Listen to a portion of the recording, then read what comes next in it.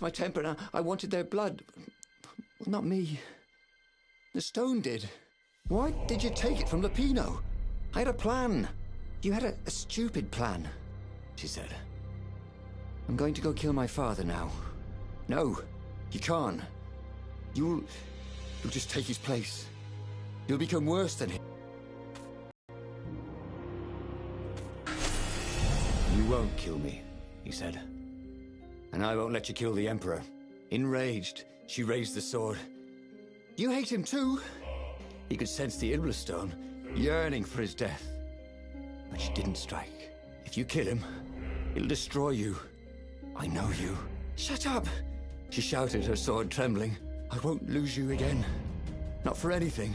Get away from me, he said, and he was very close. I can't lose you again. And he was in reach of her sword now. I hate him! I hate you too! I love you, he said for the very first time.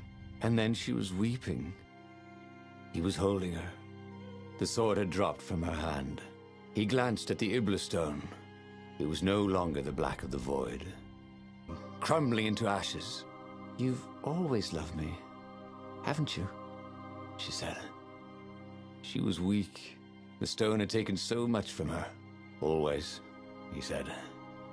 She staggered as he helped her up. Let me take you away. Where?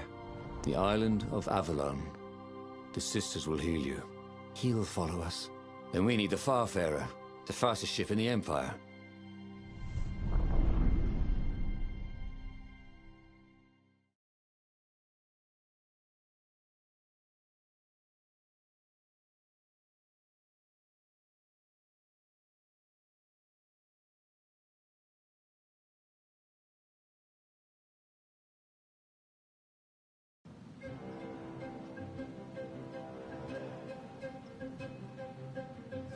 The Empire had seized his ship. They'd have to take it back.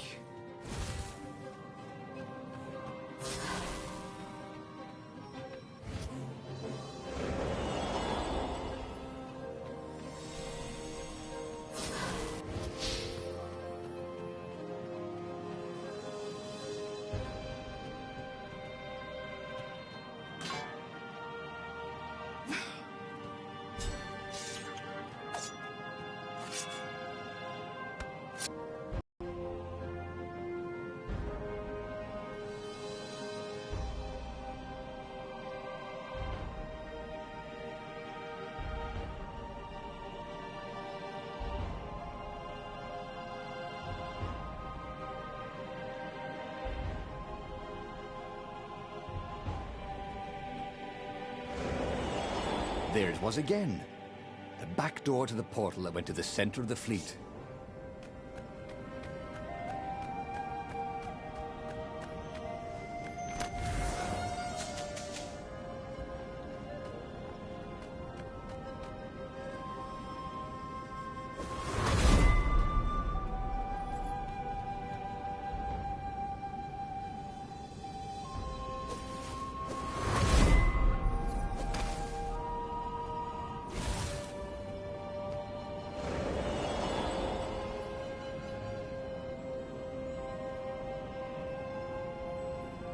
And there it was, his beautiful skycraft, the Farfarer. They would fare very far indeed, beyond the Empire, beyond the reach of the Empire, to the mystical island of Avalon. He didn't know exactly where it was, but he knew he could find it. And they would find peace there. Second star on the right, and straight on till morning, laughed Zenobia. And they laughed together for the first time in a long time.